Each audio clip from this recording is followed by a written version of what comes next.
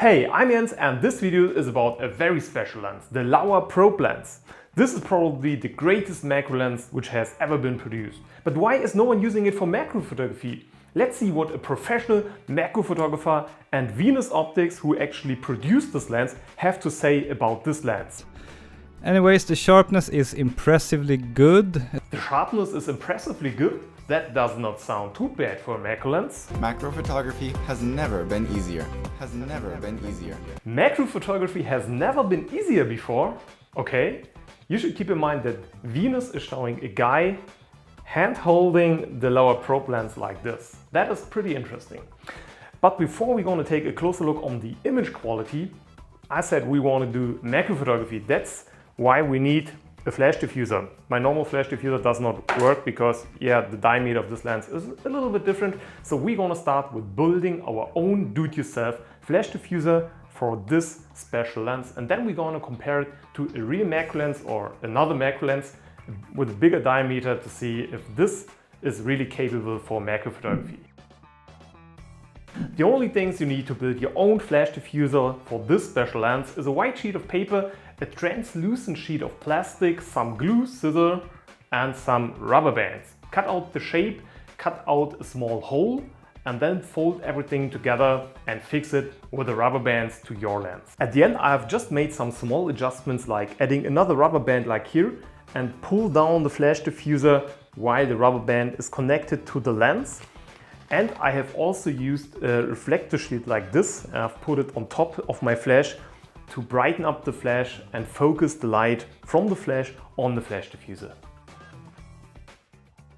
Fun fact, 2 years ago I've created a video about paintball and the footage looked just exactly the same. What I really like about this lens is actually the shape and the small diameter. This allows me to get very close to the surface and create this look as if an ant would run down the tree.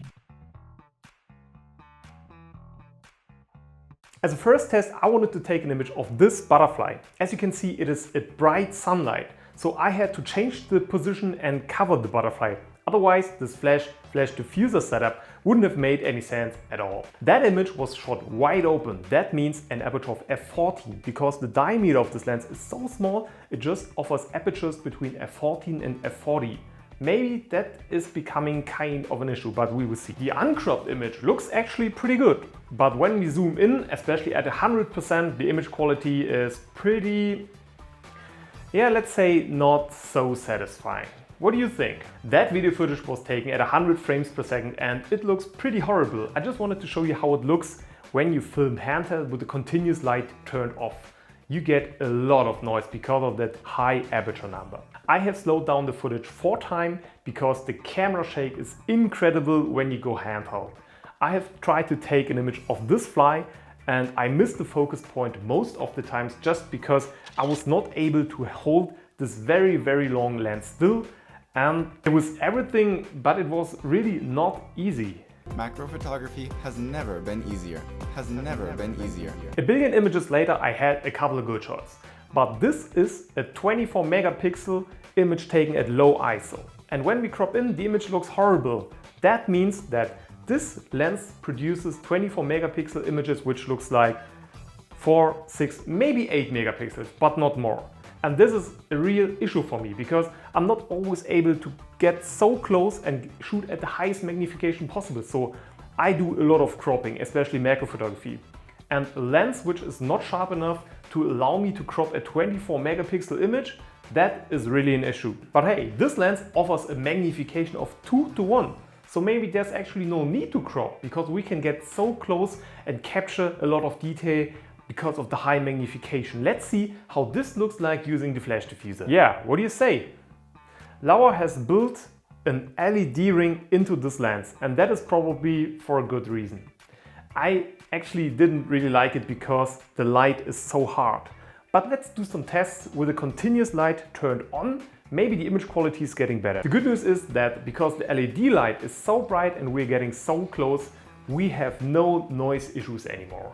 But what about the image? Let's take a closer look on the eye of this little bee.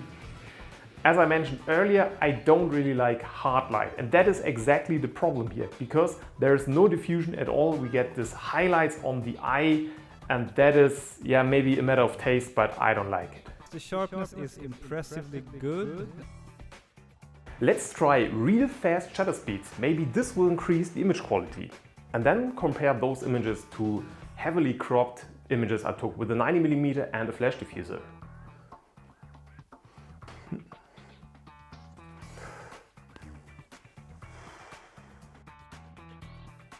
Okay, I think before I keep complaining about the image quality using the lower probe lens, we have to talk about the sharpness of this lens. Therefore, I'm going to use the 90mm 1:1 magnification lens of Sony, and we're going to compare both at exact the same magnification 1:1 to see how much worse the Laowa actually is, or maybe it's just the photographer behind the camera who is not able to work with a lens like this. Therefore, we got our photo model, the Hornet, which lives for about 3 years in my freezer, so that we can use images taken from a tripod, so there's no camera shake issues. Wow, that's so scary to touch a dead Hornet. Yeah, so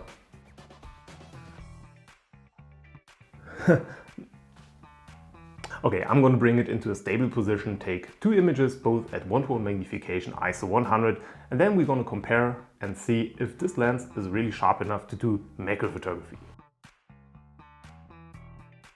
I've also taken an image at 2:1 magnification using the Laowa, but as you can see in this image, the focusing distance is so small, so short, this won't really work in the real world. And as a comparison, that's the focusing distance at 1:1 magnification.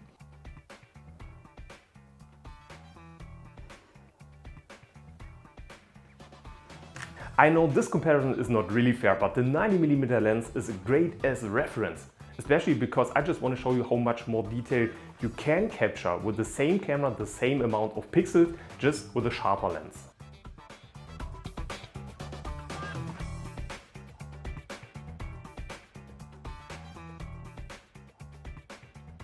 As a last test, I have mounted the probe lens on my Sony a7R, which is filming right now, to see if the sensor image stabilization IBIS is helping a little bit to get smooth, sharp images. And I must say, the results became a little bit better.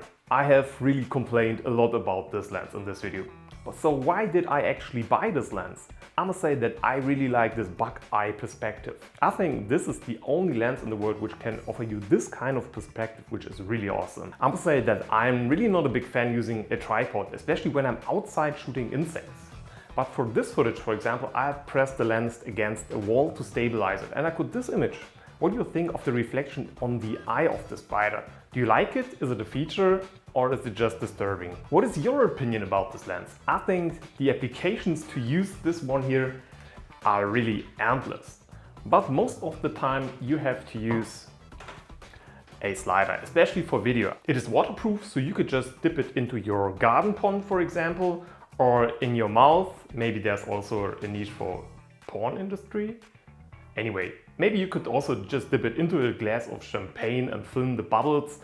It's just a great tool, or maybe just a great toy. I didn't really use it so much, which is pretty sad, but just because I'm more focusing on macro photography, and I use this lens most of the time for just when I need some cool B-roll for my videos, but not really for photography. Would you give this lens a try? Please leave a comment below and tell me what you think about this lens. Yeah, thanks for watching, have a good day, and hopefully see you in the next video.